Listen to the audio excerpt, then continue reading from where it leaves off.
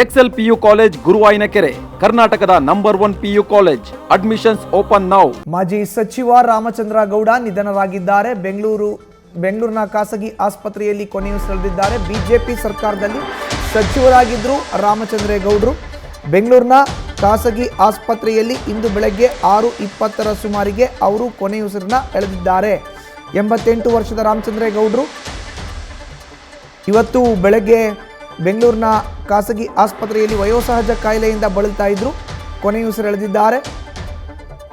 ವೈದ್ಯಕೀಯ ಶಿಕ್ಷಣ ಸಚಿವರಾಗಿ, ರೇಷ್ಮೆ ಇಲಾಖೆಯ ಸಚಿವರಾಗಿ, ಯೋಜನಾ ಸಾಂಖ್ಯಿಕ ಇಲಾಖೆಯ ಸಚಿವರಾಗಿ ಕಾರ್ಯವನ್ನು ನಿರ್ವಹಿಸಿದಂಥ ಅನುಭವ ಅವರಿಗೆ ಇದೆ.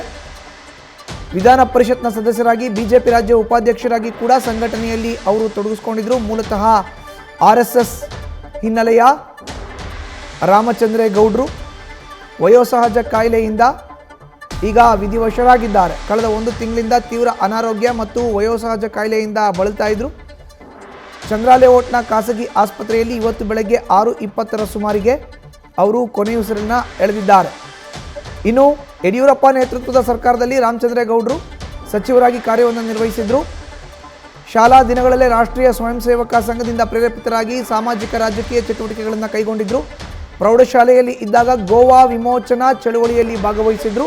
ಅದಾದ ಬಳಿಕ ಹಿಂದಿನ ಬಿಜೆಪಿ ಭಾರತೀಯ ಜನಸಂಘದ ಸಕ್ರಿಯ ಸದಸ್ಯರಾಗಿದ್ದರು. 1970ರಲ್ಲಿ ಜನಸಂಘದ ಸದಸ್ಯರಾಗಿ ಬೆಂಗಳೂರು ನಗರದ ನಿಗಮವನ್ನು ಪ್ರವೇಶ ಮಾಡಿದ್ರು. ಅದೇ ವರ್ಷದಲ್ಲಿ ಅವರು ನಗರ ಸುಧಾರಣಾ ಟ್ರಸ್ಟ್ನ ಮಂಡಳಿಯ ಅಧ್ಯಕ್ಷರು ಕೂಡ ಆಗಿದ್ದರು. ದೀರ್ಘಕಾಲದವರೆಗೆ ರಾಜ್ಯ ಬಿಜೆಪಿ ಘಟಕದ ಪ್ರಧಾನ ಕಾರ್ಯದರ್ಶಿ ಕೂಡ ಆಗಿ ಕಾರ್ಯವನ್ನು ನಿರ್ವಹಿಸಿದರು.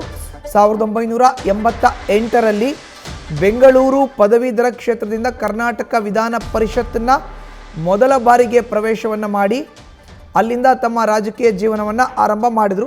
1994, 2000 ಮತ್ತು 2006ರಲ್ಲಿ 3 ಬಾರಿ ಅದೇ ಕ್ಷೇತ್ರದಿಂದ ಮರು ಆಯ್ಕೆಯಾಗಿದ್ದರು. HD ಕುಮಾರಸ್ವಾಮಿ ನೇತೃತ್ವದ ಬಿಜೆಪಿ JDS ಸಮ್ಮಿಶ್ರ ಸರ್ಕಾರದಲ್ಲಿ ಸಣ್ಣ ಉಳಿತಾಯ, ಗಣಿಗಾರಿಕೆ ಮತ್ತು ಭೂವಿಜ್ಞಾನ, ವಿಜ್ಞಾನ ಮತ್ತು ತಂತ್ರಜ್ಞಾನ ಖಾತೆಗಳ ಸಚಿವರಾಗಿ ಕಾರ್ಯವನ್ನು ನಿರ್ವಹಿಸಿದರು. ಸಚಿವರಾಗಿದ್ದ ಅವಧಿಯಲ್ಲಿ ರಾಜ್ಯವು ಲಾಟರಿ ನಿಷೇಧವನ್ನು ಮಾಡಿತು. BS ಯಡಿಯೂರಪ್ಪ ನೇತೃತ್ವದ ಬಿಜೆಪಿ ಸರ್ಕಾರದಲ್ಲಿ ವೈದ್ಯಕೀಯ ಶಿಕ್ಷಣ ಖಾತೆಯನ್ನು ಇವರು ನಿಭಾಯಿಸಿದ್ದಾರೆ.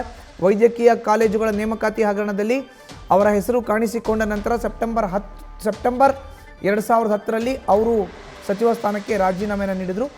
ಇನ್ನು ಅವರ ವೈಯಕ್ತಿಕ ಜೀವನವನ್ನು ಗಮನಿಸೋದಾದರೆ, ಮೂಲತಃ ತುಮಕೂರು ಜಿಲ್ಲೆಯ ಕುಣಿಗಲ್ ತಾಲೂಕಿನ ತಿಪ್ಪೂರಿನಲ್ಲಿ ಡಿಸೆಂಬರ್ 13, 1938ರಲ್ಲಿ ಜನಿಸಿದ್ರು. ಇಂಜಿನಿಯರಿಂಗ್ ಪದವಿಯನ್ನು ಪಡೆದಿದ್ರು. ಅವರಿಗೆ ಒಬ್ಬ ಮಗ ಮತ್ತು ಮಗಳು ಇದ್ದಾರೆ, ಸಪ್ತಗಿರಿ ಗೌಡ ಮಗ. ಇನ್ನು ಇವತ್ತು ಸಂಜೆ ಅವರ ಅಂತ್ಯಕ್ರಿಯೆ ನಡೆಯುತ್ತೆ. ಕಾಮಾಕ್ಷಿ ಪಾಳ್ಯ ಸಮೀಪದ ತಮ್ಮ ಸ್ವಂತ ಜಮೀನಿನಲ್ಲಿ ಅವರ ಅಂತ್ಯಕ್ರಿಯೆಯನ್ನು ನೆರವೇರಿಸೋಕೆ ಕುಟುಂಬಸ್ಥರು ನಿರ್ಧಾರವನ್ನು ಮಾಡಿದ್ದಾರೆ.